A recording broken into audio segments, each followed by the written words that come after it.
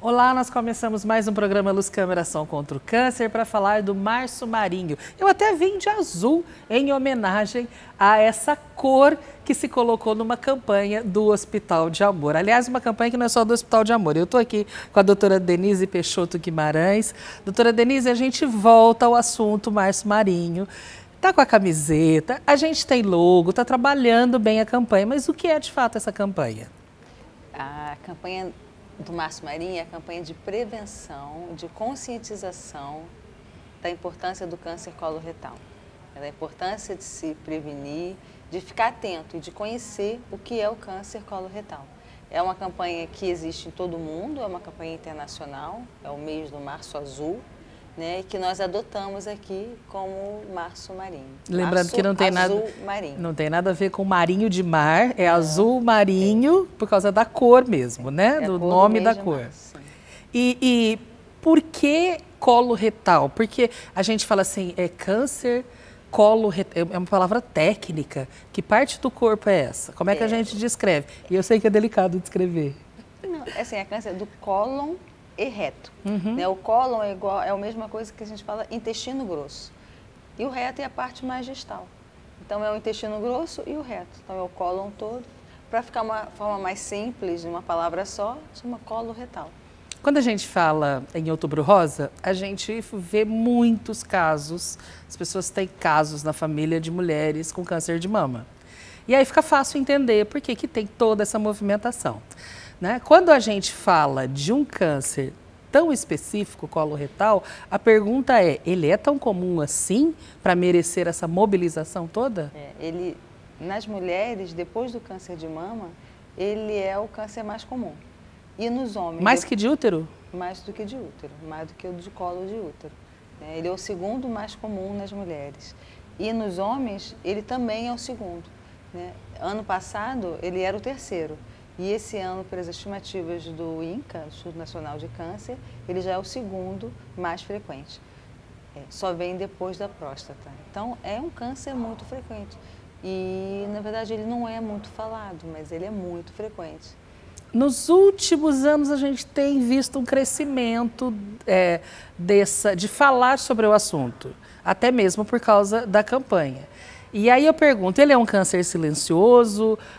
Tem alguns sintomas que a gente pode identificar? O que essa campanha diz no que a gente pode falar de prevenção? Assim, a principal frase da campanha é não espere os sintomas. Porque ele é um câncer muito silencioso.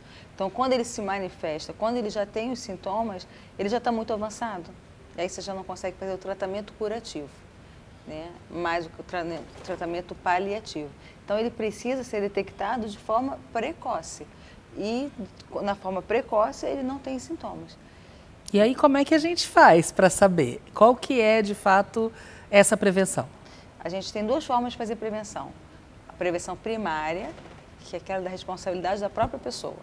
Ou seja, vai diminuir a exposição aos fatores de risco. Que são?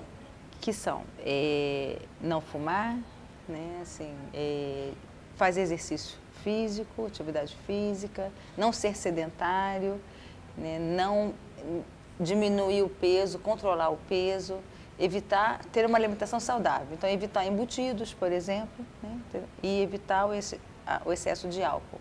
Então, essas são as medidas que a própria pessoa pode ter. Né? Além disso, você pode fazer a prevenção secundária, que ela é mais eficiente do que a prevenção primária. As duas têm que andar juntas, mas a prevenção secundária tem um impacto muito maior na redução da ocorrência do câncer coloretal. E aí a prevenção secundária é o rastreamento. Então nós temos que buscar nas pessoas que começam a ter risco. Quem são aquelas? O principal fator de risco é a idade. Então, acima de 50 anos, você já tem um risco de ter o câncer coloretal. E quando você começa a ter que fazer o rastreamento do câncer coloretal. Hoje o Hospital de Amor está nessa prevenção secundária fazendo o rastreamento. Como funciona de fato? Há 5 anos nós começamos o rastreamento do câncer coloretal. Nós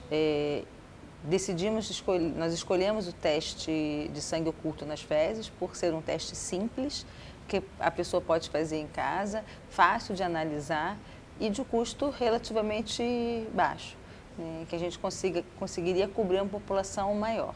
Então, nós entregamos o teste, o sangue oculto nas fezes, a pessoa leva, depois é analisado. Se o teste for positivo, significa que foi detectado vestígios de sangue nas fezes. E aí ele precisa fazer um exame diagnóstico, que é a colonoscopia. Nós contatamos a pessoa, ela vem aqui, faz a colonoscopia. Se for detectado câncer, é tratado aqui mesmo no hospital.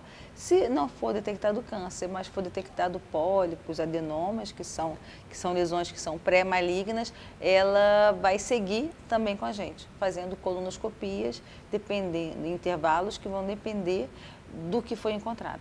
Agora, doutora Denise, você falou em idade. Pessoas acima dos 50, 55 anos.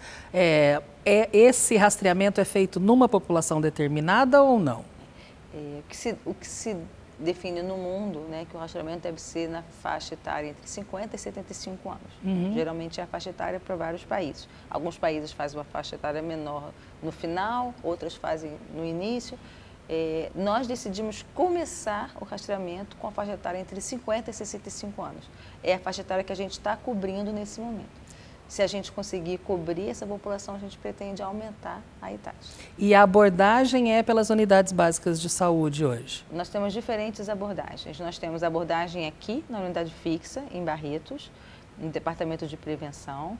Nós temos a abordagem nas unidades móveis que vão nas cidades da DRS, nas 17 cidades, né, da DRS de Barretos. E temos também as UBSs agora, algumas UBSs de Barretos. Saúde de família. Que a equipe de saúde da família vai começar a rastrear, a recrutar com a gente essa população. Quer dizer, então essa força agora das equipes de saúde da família está vindo esse ano para a campanha. Sim. É uma importante. novidade, digamos assim, e uma potência, né? Sim. Porque essas equipes estão dentro das casas das pessoas elas constantemente. Conhecem as pessoas e querem fazer a prevenção. Elas querem cobrir as pessoas fazendo a prevenção, tanto primária quanto secundária. Agora, uma coisa que me chamou a atenção é que você disse assim, aí se a pessoa não é diagnosticada, mas tem os pólipos, o que significa isso? Quer dizer, não é um tumor, mas o que são esses pólipos? Ele não é maligno, mas determinados pólipos têm uma chance maior de evoluir para um câncer. E as pessoas que têm esses pólipos têm chance maior de ter novos pólipos. Então, as pessoas que têm esses pólipos, que têm o risco de evoluir para o câncer, no momento da colonoscopia ele é retirado. Então, aquele não existe mais, mas podem vir outros.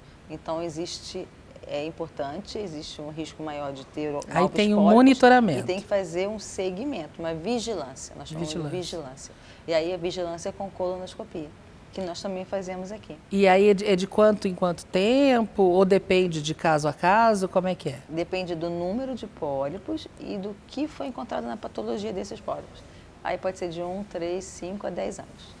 Doutora, e a gente tem ouvido mais mesmo falar em pessoas que apresentaram sintomas e foram verificar, alguns até famosos, e era esse tipo de câncer. De fato, quando é que eu devo ficar preocupada? E falar assim, né, olha, eu não estou lá no monitoramento, mas aconteceu alguma coisa, eu devo ficar preocupada?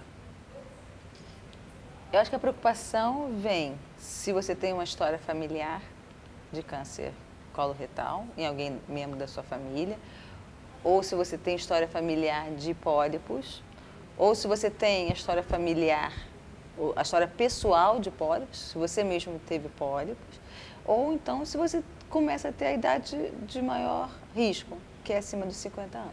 Mas abaixo dos 50 anos, o intestino não funciona direito, ou mudou drasticamente a forma de funcionamento, eu já devo ficar atenta ou não? Abaixo dos 50 anos, qualquer sintoma que você tenha que possa parecer, né, ser de um câncer coloretal, mesmo sem história familiar, ele tem que procurar um médico para fazer um exame diagnóstico. E aí é o médico de confiança, o médico do plano ou do postinho, né? Do que a gente chama de postinho popularmente.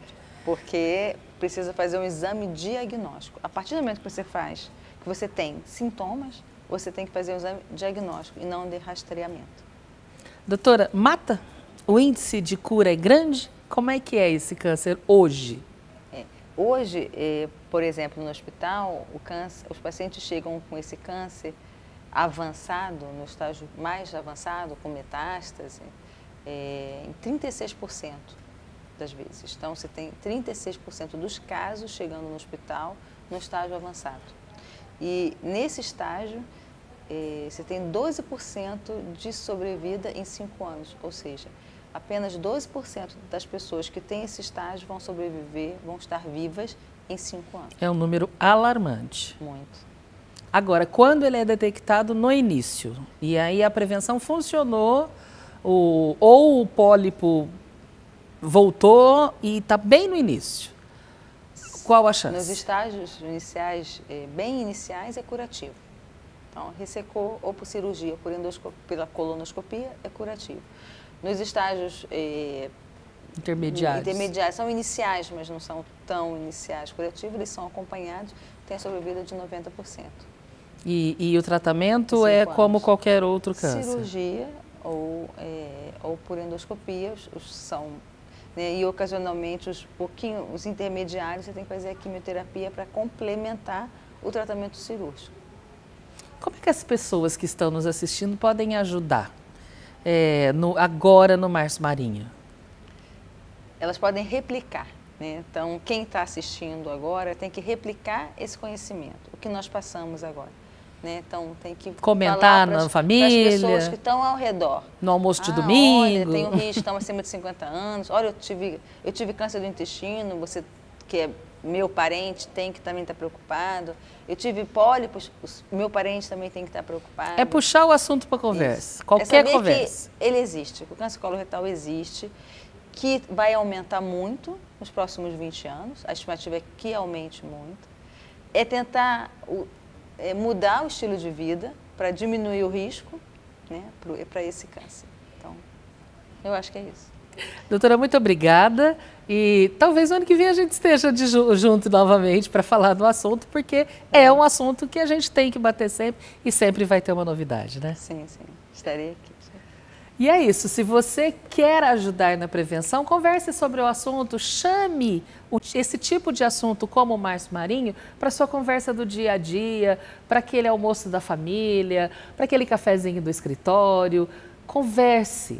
Quer saber mais? Entre no nosso site www.hospitaldeamor.com.br, lá tem essas e outras tantas informações, tem também os nossos programas e a gente se vê no próximo, até lá!